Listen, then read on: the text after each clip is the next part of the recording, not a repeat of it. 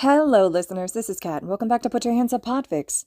This will be the reading of the fic entitled Splintering Ice. Here's the summary. An off-campus trip to a training facility for cold weather rescues leads to a villain attack that causes Midoriya to need some rescuing of his own. Or, Aizawa should really consider not letting his kids off campus at all. It never goes well. He has enough nightmares about their past excursions gone wrong, and dragging a half-frozen kid out of a frozen lake is definitely something that will haunt him forever. This fic is 10 chapters long, with over 53,000 words. Chapter 1. Splintered. Midoriya had never had the best luck with teachers. Being quirkless, even if his grades throughout school were phenomenal, set a certain bias towards him that affected the vast majority of his teachers, and peers, of course his peers. He would be ignored, and if not, then he'd be reprimanded for eliciting violence towards himself somehow. Apparently that was a thing. Getting blown up, and beat up, and messed up in every sort of way by people he once considered his friends was, according to his teachers, principal, and so on, very clearly his fault. His dreams would be very nearly shattered every time he'd have meetings to discuss his future. Obviously a quirkless kid, something that was considered a rarity even in the general public. Going to a hero school was unheard of. He'd absorbed what they were saying, disregarding it afterwards. Overall, didn't leave very high expectations when he went to UA, especially when, on the first day of classes, before he even knew his teacher's name, he was once again having his potential ripped out from under his feet. Mr. Aizawa wasn't a bad guy, obviously. If he was, he wouldn't be a pro-hero, much less a teacher for teenagers. And he's shown his compassion on numerous occasions. USJ, the training camp, the Shihisaikai raid, etc. Probably too many to count. He's just, if Midoriya were to describe him, abrasive. Someone with walls built up. He was similar to All Might in that way. They were just hiding different things behind their metaphorical walls. And like All Might, who has only had to let slip his secrets to very few individuals, Midoriya included, it wouldn't be surprising if there were a select number of people Mr. Aizawa let his walls down around too. He seemed to be close to Present Mike-ish, probably more so than could be observed on the surface level. Good friends, maybe more. And Eri seemed to bring out a softness to him. Same with Shinso. Midoriya figured that Mr. Aizawa was just a concealed type of person. He didn't really expect to ever see him lose his calm demeanor. And he definitely didn't expect himself to be the source of him losing it. The first thing he notices is how numb his body is. Sensations touch him, things are surrounding him, but they're only pressures. Not so much distinct feelings, it's strange, unnerving. Everything is sluggish, all of his thoughts. That, coupled with the numbness, leaves him feeling like he's floating, not in touch with reality. The second thing he notices is how cold he is. Since he's numb, it's not so much cold surrounding him, more like cold within him. Like he can be snapped in half at a moment's notice. Everything begins coming to his attention. The thrumming in his ears and the pain in his head. There's burning, like they're touching hot coals, along his fingers and toes and face. There is something surrounding him on all sides, a pressure against his cheek, and another one running up and down the length of his spine at a quick pace. It leaves a burning trail where it touches as well, and Izuku can't help the weak croak that escapes him at the discomfort the sensation brings. The pressure stops moving immediately, staying still in a single spot on his back. Izuku would sigh in relief if his body was able to do so, but he fails at even that. His throat doesn't work at all, really, serving only to let him suck in breath after shaky breath. It echoes nonetheless, as though there was metal surrounding his face. There's a murmur around him, low. The fluctuations that come with it imply speech, like when his mom used to speak on the phone with his dad, trying to keep her voice down so Izuku didn't hear her aggravated remarks even through the wall. It's quiet, too.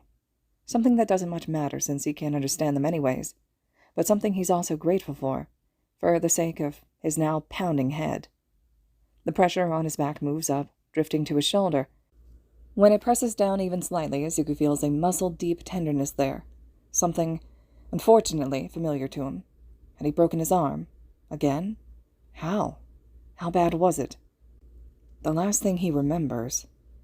Izuku is shifted backwards by something, although he's inclined to say someone now, taking all these sensations into consideration.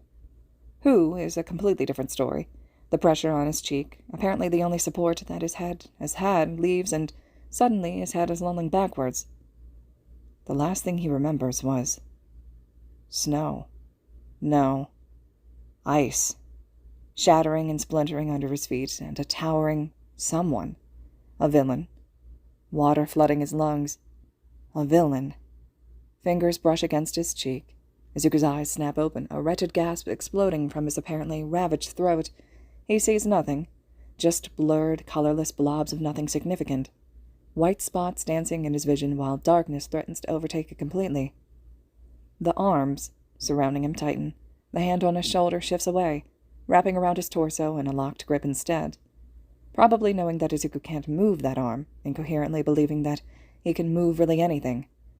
Or maybe it's to not damage the limb further, but that's a strange consideration from whoever this is, a possible enemy.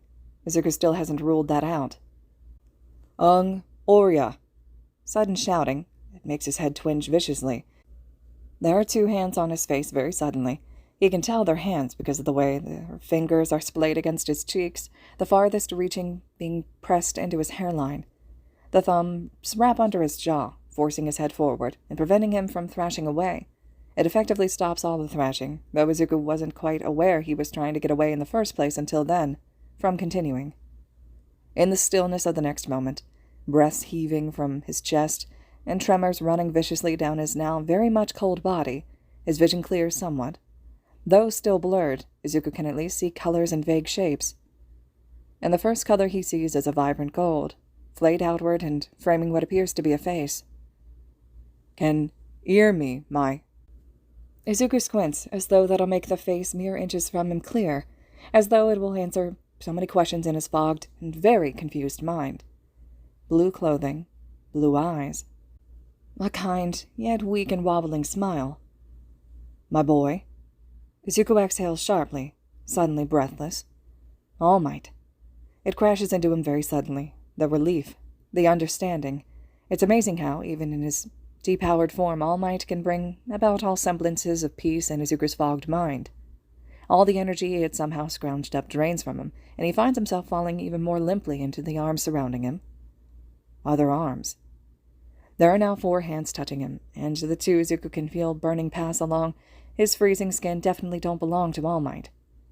Izuku tries to turn his face to the form he's pressed against to his left. All Might seems to understand, loosening his hold and supporting Izuku's head instead of restraining it. Izuku's vision swims when he turns, the lines of the forms in front of him blending together in a cacophony of sights.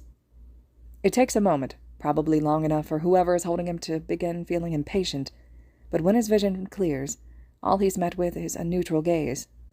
Eyebrows quirked in concern, dark hair tangled and messier than usual, framing a paler than usual face.